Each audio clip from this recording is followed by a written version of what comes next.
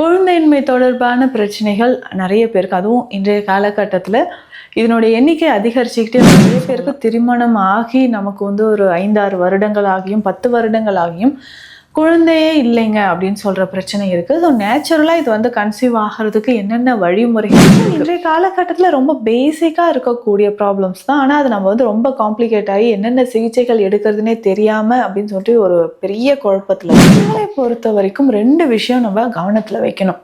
முதல்ல வந்து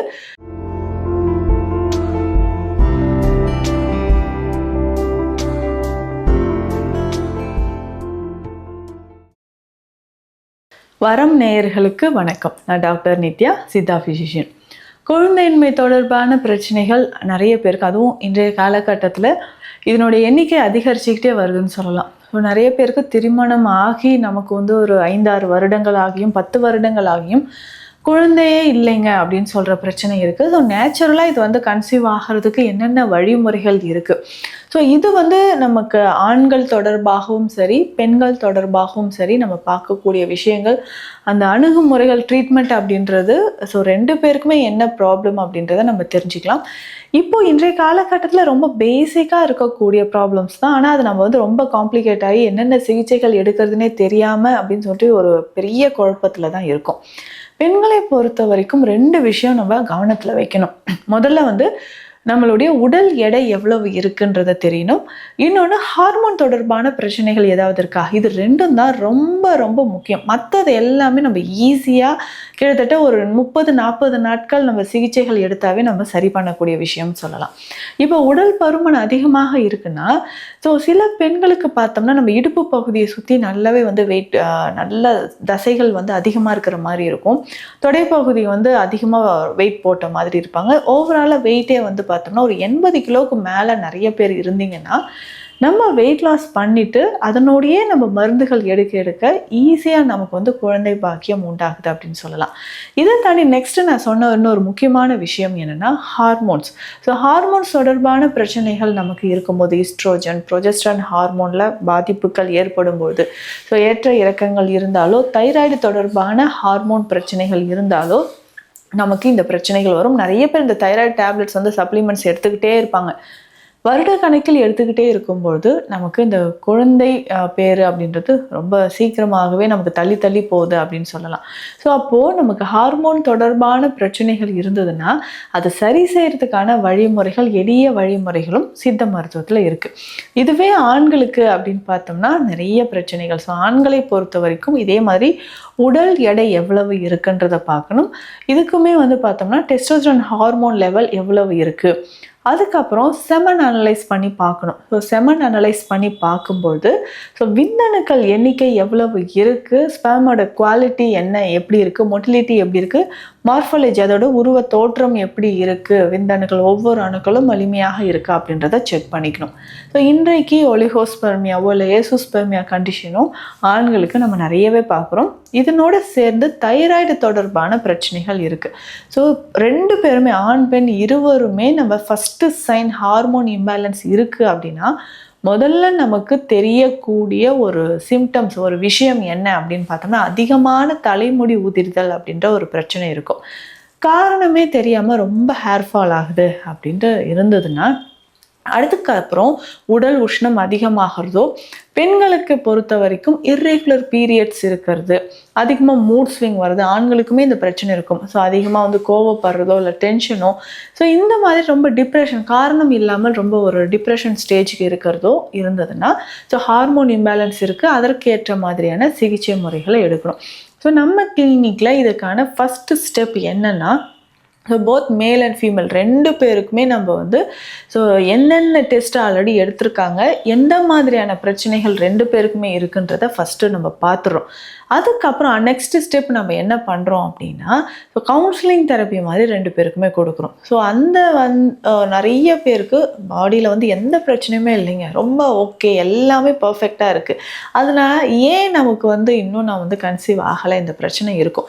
ஸோ அப்போ கவுன்சிலிங் கொடுக்க ஸோ அவங்களுக்கு டிஸ்கம்ஃபர்ட் என்ன இருக்குது, ஸோ பர்சனல் லைஃப்பில் எந்த மாதிரி ப்ராப்ளம்ஸ் இருக்குது, ஸோ மன ரீதியாகவும் இருக்கக்கூடிய சில பிரச்சனைகளை நம்ம கண்டிப்பாக நம்ம ஷார்ட் அவுட் பண்ணும்போது எடுக்கும்பொழுது நம்ம உடலில் இருக்கக்கூடிய பிரச்சனைகளும் குணமாகுதுன்னு சொல்லலாம். ஸோ இதற்கு பேசிக்காக நம்ம சித்த மருத்துவத்தில் பெண்களுக்கு நீண்ட நாட்களுக்கு இந்த பிசிஓடி பிரச்சனையோ இல்லை தைராய்டு சார்ந்த பிரச்சனை இருந்தால் கொடுக்கக்கூடிய ஒரு பெஸ்ட் மெடிசனை பற்றி தான் இப்போ நம்ம சொல்ல போகிறோம். ஏன்னா நம்ம கிளினிக்கில் நிறைய பேருக்கு இந்த மாதிரி கன்சீவ் ஆகாமல் ரொம்ப வருஷமாக குழந்தை இல்லை, பிசிஓடி ப்ராப்ளமோ இல்லை கர்ப்பப்பை தொடர்பான பிரச்சனைகளோ எதுவாக இருந்தாலும், ஸோ ஆண்களுக்கும் இருக்கக்கூடிய பிரச்சனைகளும் இருந்தாலும், ஸோ அது எல்லாமே சரி செய்து நேச்சுரலாக கன்சீவாக இருக்கவங்க நிறைய பேர் இருக்காங்க. அதுக்கு முக்கியமாக இந்த மெடிசனை நம்ம பல வருஷமாக கொடுத்துட்ருக்குறோம். இது ஒரு தைல வகை. இந்த தைலம் தினமும் காலையில் நீராகாரத்துலேயோ இல்லை நார்மலாக குளிர்ந்த தண்ணீர்லேயோ கலந்து நம்ம குடிக்கணும். இந்த தைலம் எப்படி நம்ம செய்கிறோம் பார்த்தோம்னா, இதில் சில மூலிகைகள் சேர்த்து நம்ம செய்கிறோம். முதல்ல பிரம்மியோட சாறு. பிரம்மி மூலிகை நம்ம உடலில் இருக்கக்கூடிய பல நோய்களை குணமாக்கக்கூடியது. ஆட்டிசம் தொடர்பான பிரச்சனைகளுக்கு, கேன்சர் உள்ளிட்ட நோய்களுக்கும் முக்கியமான ஒரு மூலிகையாக பிரம்மி இருக்குது. ஸோ பிரம்மி இலை சாறு நம்ம எடுத்துக்கிறோம். அதே சமயம் துத்தின்னு சொல்லக்கூடியது நமக்கு தெரியும். பைல்ஸ் தொடர்பான பிரச்சனை இருக்கிறவங்க இந்த துத்தி இலையை நிறையவே பயன்படுத்தியிருப்பீங்க. ஸோ உடல் உள்ளுறுப்புக்களில் இருக்கக்கூடிய ரணங்களை ஆற்றுவதற்கு துத்தி நமக்கு பயன்படுது. ஸோ அதே மாதிரி தான் சில பெண்களுக்கு எண்டோமெட்ரியம் ரொம்ப திக்கனிங் இருக்கும், பீரியட்ஸ் டைமில் ரொம்ப பெயின் இருக்குது, அடிவயிற்று வலி இருக்குது. இதை எல்லாமே சரி செய்யணும் அப்படின்னா நமக்கு துத்தி இலைகள் ரொம்ப ரொம்ப சிறந்தது. இதே நம்ம எடுத்துக்கணும். இதனோட கற்றாழை சாறு நம்ம பயன்படுத்த போகிறோம். இதனோட கொஞ்சம் இளநீர் செவ்விளநீரோட தண்ணீர் இதனோட சேர்த்து எடுத்துக்கணும். அதனால சீரகம் என்ன பண்ணோம்னா, இரவு முழுவதுமே இந்த சீரகம் பால் விட்டு ஊற வைத்து அரைச்சி அதை பேஸ்ட் மாதிரி எடுத்து வச்சுக்கணும். ஸோ இது எல்லாமே சேர்த்து நம்ம நல்லெண்ணெயில் காய்ச்சணும். ஸோ நல்லெண்ணெய் நல்லா காய்ச்சி இந்த தைலத்தை என்ன பண்ண போகிறோம், இது ரெடி ஆகிறதுக்கே நமக்கு ரொம்ப டைம் ஆகும்னு சொல்லலாம். கிட்டத்தட்ட 10 to 12 மணி நேரம் டைம் எடுத்துக்கும். ஸோ அந்த அளவுக்கு பொறுமையாக இந்த ஆயிலை நல்லா ரெடி பண்ணி எடுத்து ஃபில்டர் பண்ணி இந்த ஆயிலை தினமும் ஒரு 10 to 15 ml அளவுக்கு எடுத்து நீராகாரம் பழைய சாதத்தோட தண்ணீரில் தினமும் காலையில் குடிக்கணும். ஸோ காலையில் குடிக்க என்ன ஆகும்னா, உடலில் இருக்கக்கூடிய பல பிரச்சனைகள், நிறைய பெண்களுக்கு இந்த ஃபெலோபியன் டியூப் பிளாக்கேஜ் இருக்கும். ஸோ எனக்கு எல்லாமே ஓகே மேம், எல்லாமே நார்மலாக இருக்குது. ஸோ இதுக்கு நம்ம என்ன பண்ணலாம்னா இந்த தைலத்தை குடிக்கலாம். சிலருக்கு எக்கோட குவாலிட்டி ப்ரொமோட் பண்ணுறதுக்கும் இந்த தைலம் நமக்கு ரொம்ப ரொம்ப யூஸ்ஃபுல்லாக இருக்கும். சிலருக்கு எக்கோட குவாலிட்டி ரொம்ப குறையுதுங்க, எக்கோட கவுண்டிங்ஸ் குறையுது அப்படின்னு சொல்லுவாங்க. 30 வயது 35 வயதை கடந்த பெண்களுக்கு ஸோ ஆரோக்கியமாக நம்மளுடைய யூட்ரஸ் ரொம்ப ஸ்ட்ரென்த்தனாக இருக்கணும், அதுக்கப்புறம் பார்த்தோம்னா எக்கோட குவாலிட்டி நார்மலாக இருக்கணும்னா இந்த தைலம் பயன்படுத்தலாம். இதில் இன்னும் ஒரு சிலருக்கு என்னென்னா, ஸோ ஃபஸ்ட்டு பேபி இருக்குது, செகண்ட் பேபிக்கு நாங்கள் ட்ரை பண்ணும்போது இந்த பிரச்சனைகள் எல்லாமே நம்ம சந்திக்கிறோம். ஸோ இர்ரெகுலர் பீரியட்ஸ் இருக்குது. ஸோ எனக்கும் என் ஹஸ்பண்டுக்கு யாருக்காவது ஒருத்தருக்கு சுகரோ இல்லை தைராய்டு சம்மந்தப்பட்ட பிரச்சனை இருந்தால் ஸோ அதுவுமே ஒரு சேலஞ்சிங்கான ஒரு விஷயமா மாற ஆரம்பிக்குது. ஸோ 2வது குழந்தைக்கு ட்ரை பண்ணக்கூடிய நபர்களும் இந்த பிரச்சனையில் பாதிக்கப்பட்டிருக்காங்க. ஸோ இதுவே ஆண்களுக்கு அப்படின்னு சொல்லும்போது இதே தைலம் நம்ம பயன்படுத்தலாம். விந்தணுக்கள் எண்ணிக்கை அதிகரிக்கவும் இந்த தைலம் நமக்கு பயன்படுது. இதையும் அதே மாதிரி ஒரு 15 to 20 ml அளவுக்கு எடுத்து நீராகாரத்தில் ஆண்களும் இதை பயன்படுத்தும் பொழுது அதிகமான உடல் உஷ்ணம் நமக்கு குறைய ஆரம்பிக்குது. இதே மாதிரி செமன் செமன் அனலைஸ் பண்ணி பார்த்தீங்கன்னா, இந்த தைலம் பயன்படுத்திட்டு 1 மாதம் கழித்து திரும்பவும் நம்ம செமன் டெஸ்ட் எடுத்து பார்க்கும்பொழுது நல்ல ஒரு முன்னேற்றம் தெரியறத பார்க்குறோம். ஸோ கவுண்டிங்ஸ் நமக்கு நல்லாவே இம்ப்ரூவ் ஆகும். சிலர் சொல்லுவாங்க ரொம்ப வாட்ரி செமன் இருக்குது, திக்காவே இல்லை அப்படின்னு சொல்லிட்டு கம்ப்ளைண்ட்ஸ் இருக்கும். இந்த கம்ப்ளைண்ட்ஸ் இருக்கிறவங்களுக்கும் நம்ம இந்த தைலத்தை பயன்படுத்திட்டு வரலாம். ஸோ இதை தாண்டி ஆண் பெண் இருவருக்குமே தனித்தனியான மருந்துகள், சிகிச்சை முறைகள் நம்ம கொடுத்துட்ருக்குறோம். உணவு முறைகள் அப்படின்னு சொல்லும்போது ரொம்ப முக்கியம். ஸோ தினமும் ஏதாவது ஒரு கீரை வகையை உணவில் சேர்த்துக்கணும். ஸோ தினமுமே ஒரு கீரை வகையை சேர்த்துக்கிட்டே வரும்பொழுது, அதாவது முருங்கை ரொம்ப முக்கியம், தூதுவளை, வல்லாரை, ஸோ இந்த மாதிரி கீரைகளை தினமுமே ஏதாவது ஒரு ரூபத்தில் நம்ம இதை பயன்படுத்தும் பொழுது உடலில் இருக்கக்கூடிய அதிகமான உஷ்ணம் நமக்கு குறைய ஆரம்பிக்குது. இதை தாண்டி இன்னும் நிறைய மருந்துகள் இருக்குது, நெய் வகை மருந்துகள், குரு மருந்துகள் இருக்குது.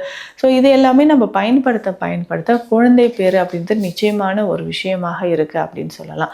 ஸோ ஆண்களும் சரி பெண்களுக்கும் சரி உடலில் இருக்கக்கூடிய சின்ன சின்ன பிரச்சனைகளால் தான் இன்றைக்கி குழந்தையின்மை அப்படின்ற ஒரு பெரிய ஒரு மன வருத்தத்தை தரக்கூடிய ஒரு விஷயம் நிறைய பேர் வாழ்க்கையில் நடந்துட்டுருக்கு.